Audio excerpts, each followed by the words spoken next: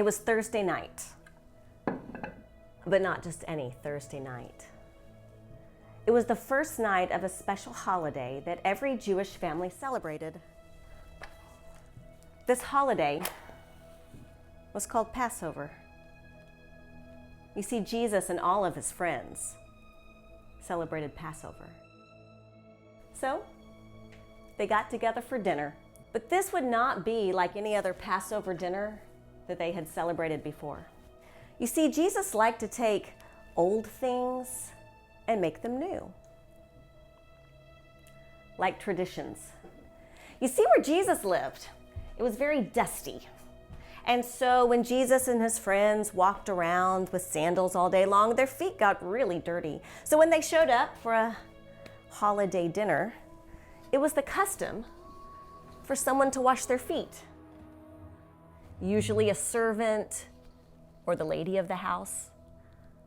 But Jesus liked to do things different. I'm gonna try that right now. Ryan, come here. Right, come here. Just leave the camera, come here. Ryan, have a seat right here. This is Ryan, our cameraman. Howdy do. I am gonna wash Ryan's feet. This is not the way it's done. So at your house right now, I want you to find someone in your house and wash their feet too. Just like Jesus did things different, you can too.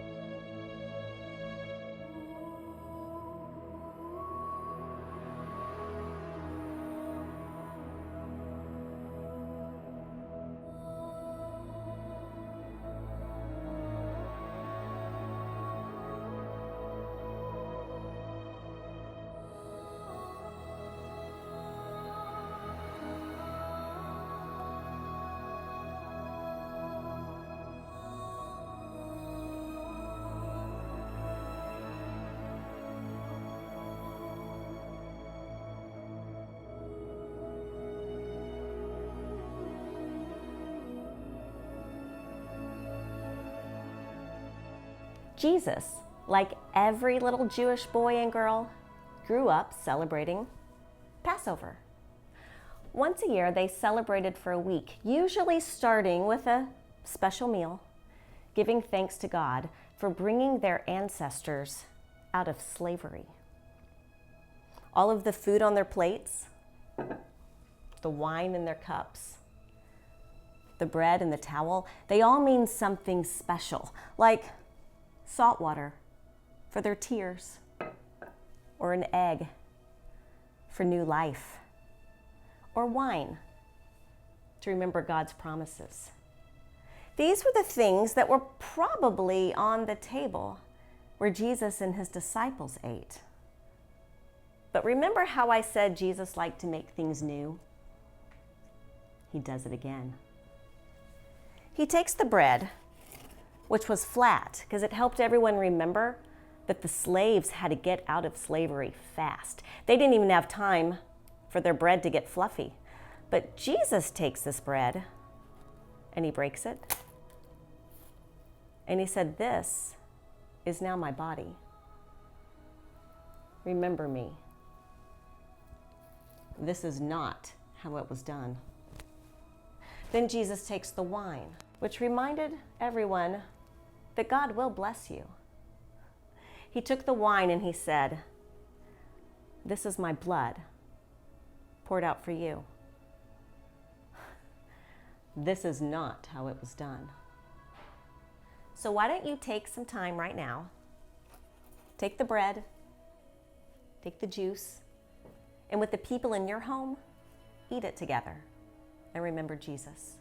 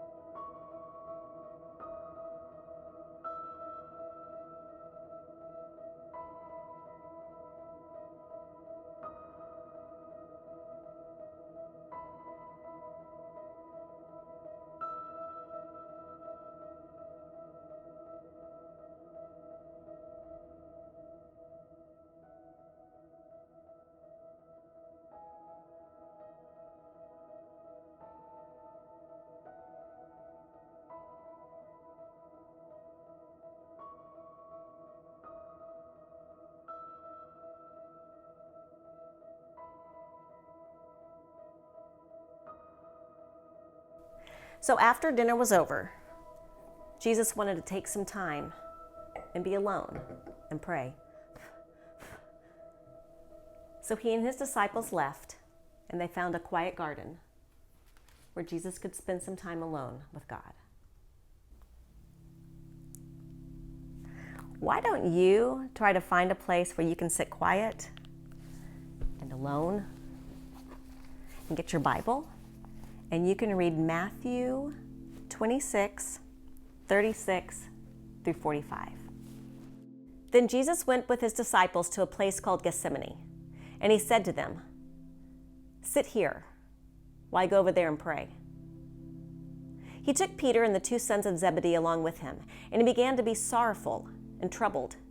Then he said to them, "My soul is overwhelmed with sorrow, to the point of death. Stay here and keep watch with me." Going a little further, he fell with his face to the ground, and he prayed, "My Father, if it is possible, may this cup be taken from me, yet not as I will, but as you will." Then he returned to his disciples and found them sleeping. "Could you men not keep watch with me for 1 hour?" he asked Peter. "Watch and pray so that you will not fall into temptation. The spirit is willing, but the body is weak." He went away a second time and prayed, "My Father, if it is not possible for this cup to be taken away unless I drink it, may your will be done." When he went back, he again found them sleeping, because their eyes were so heavy. So he left them and went away once more and prayed a third time, saying the same thing. Then he returned to the disciples and said to them, "Are you still sleeping and resting? Look, the hour is near, and the Son of Man is betrayed into the hands of sinners. Rise, let us go. Here comes my betrayer."